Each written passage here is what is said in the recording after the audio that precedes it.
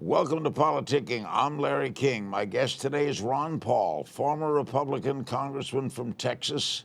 He made 3 bids for the White House, twice as a Republican, once as the Libertarian Party's presidential nominee, and he's host of the Ron Paul Liberty Report, and he joins us from Lake Jackson, Texas. In an opinion piece this week, you wrote that Democrats have ignored Donald Trump's real abuse of power, which is overseas aggression. You want to elaborate? Yes, and I think it's a bipartisan problem that we face because I think the foreign policy, unfortunately, is shared by both parties, and they deal with other things for political reason. And the point I was making in this one and addressing Donald Trump was what went on in Syria. When there was some gassing done and people said, oh, Assad is gassing his own people, and Trump sent 100 missiles into Syria, and lo and behold, after a couple years of investigation and finding out that it was all fake, that the government didn't do that, there was people trying to cause a red flag and try to blame it, on the government. And they got caught at it, but that took 3 years later. But that generally has happened, regardless of which party's in power, they're always finding the excuses so that the people will go along with it. So people went along with Trump, and yet that was an act of war. But neither party says a word. The Republicans aren't going to say anything, but the Democrats didn't say anything. They found other things that we found to be maybe existing to some degree, but rather minor in nature compared to unleashing bombs on people without authority and doing it on their own. That's an executive branch government out of control. Do you back that old theory that there's not a lot of difference between both parties? I don't think there's very much difference. I think it's personality, it's seeking power. But when it comes to important thing, I think they agree very much. I was just looking at, the budget that came out today and looked to find out last year. Well, it was on December 20th of last year. They paused in the impeachment hearings to bipartisan agreement to this, huge expenditure bill. So they get together when they have to do it.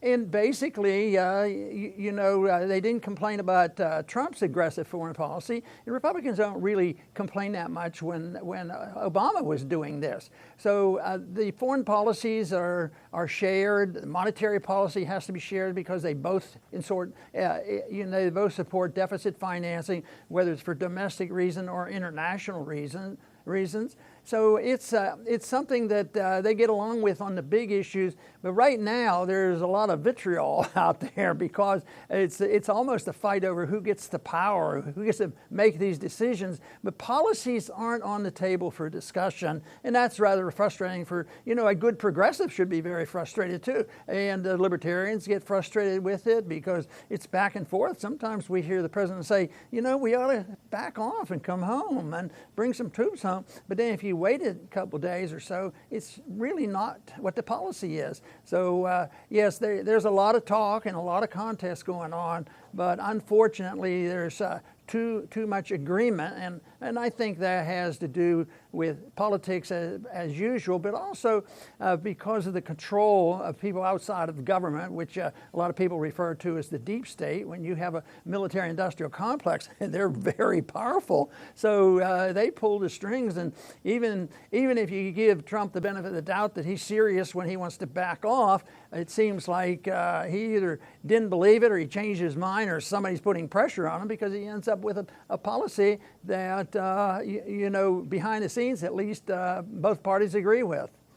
You called the assassination of General Qasem Soleimani last month an act of war against Iran. Yet everybody agreed that he was a major terrorist. How is that an act of war?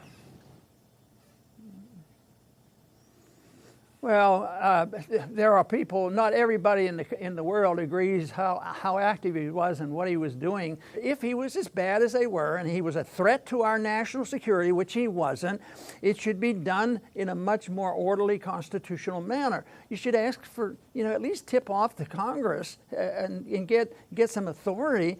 And yes, well, what would happen if somebody of that sort came in and they say, Trump's a bad guy, but that vice president that he has, Pence, he's even worse. So somebody comes in and assassinates one or the other. I mean, what would we do? Even if you say, yeah, those guys were bad guys and they didn't deserve it, that's not the way to bring about an orderly society. It's the way to, elicit war. So they are technically acts of war, but not from the definition of the individuals that run our foreign policy, the ones that want to juice up the military money spending, which is what both sides do. That's really what's backing all this, is spend more money, build more weapons, build stuff we don't need like the F-35, and that's going to make the economy purr along and take care of everybody. So that's the system that has to be challenged. You think Congress will open an investigation into that assassination, or not likely? No, I don't think they will. I think that's over and done with a long time ago. What they're doing is they're vying for power. Power drives them, and personalities, to the point where, because of the failure of our monetary system, our spending is out of control, the foreign policy is weakening us overseas. They're a bit frustrated because of this, so they have to stir up some problems, and the problem is who's going to control things. But policies don't change. Government is out of control. It's out of control in domestic spending. It's out of control in international spending. The military is out of control, and the purpose of government nobody even knows or tries to explain. What is the purpose of our government? Oh, it's to make us safe. It's us to police the world, kill bad guys, and make sure the military industrial complex is alive and healthy, because all that wealth is going to spin down to the average person. That's all that they care about. They don't think of government that the government that was designed, and at least it was supposed to have been designed, to protect the liberty of American people. I mean, that's almost obscene now to mention that. I say, holy man, what kind of nutty people are you? But it used to be, there was the libertarians, there were constitutional conservatives, there were good progressive Democrats, and even a short time ago when I was in Washington, we worked out in the open, with the progressives. But now both parties are so aggressive that it's pretty discouraging. But the only way, I always have to look for the positive. And I think this is all going to change, because we're not going to be able to afford running this empire. I mean, we're in 170 countries. People are getting disgusted with us, and we are ambivalent with our foreign policy, and they're upset. And there's going to be a repercussion from this, and I think that'll give us a chance for us that want to promote peace and prosperity to express ourselves. You think it's not going to change no matter who is elected in November? I don't think so. Not total. There'll be differences because the personalities involved, are different. And but if some of the people that on the progressive side, if they think they have to have total socialism, that could make things worse. But long term, no. The principles of liberty are threatened by probably 95% of the people in Washington, and one party's not much better than the other. Some have rhetoric that sounds a little bit better, but no. But there's a reason for this, because it's very difficult. Let's say that I did have something to say about the budget, and I cut the budget back to a constitutional size. I wouldn't be there very long, because we are addicted to it. Just think of what was going on here, just a few months ago, when the Feds, he said, hey, this is getting out of control. Negative interest rates and spending like crazy, $1 trillion deficit. He was going after the Republicans. So what'd he do? He tinkered a little bit, one little bit, And boy, they come down hard on the Federal Reserve. Even Trump he was a bully on this and said, no way you're going to do this. And it's an addiction.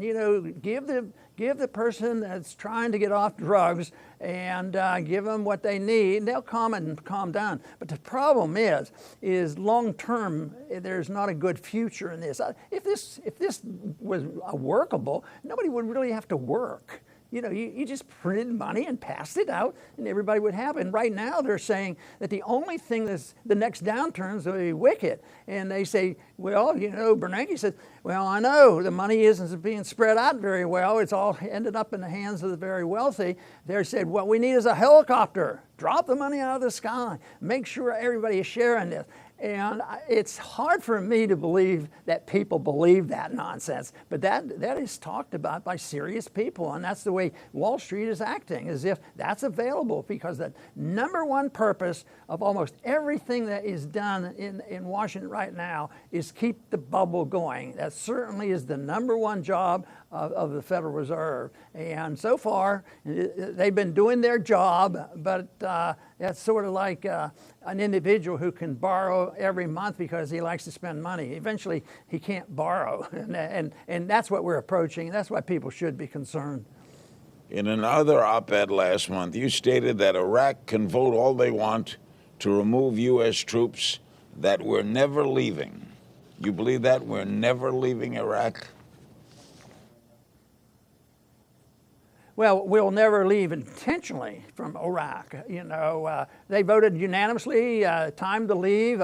We reformed their country. We sent our kids over there. Many died and were, lives destroyed. And their country's been in upheaval. And yes, we had a bad dictator there, and everybody justified it. But we went to war by telling lies about what Saddam Hussein was doing, and that's why people go, well, we got to go get him, we got to go get him. But we destroyed their country, killed millions of people, and all of a sudden, we're going to, they're disgusted with us. They don't even want our money. They don't want us there. Hey, get out. You've ruined us. So they had a vote, and it went 100% against us. And I don't think you'll find Democratic leaders or Republican leaders who will jump on the bandwagon and say, time to leave. Well, we'll leave. Like the Soviets left Afghanistan. They left with their tail between their legs because it was bankruptcy for them. And that's what we ought to be thinking about.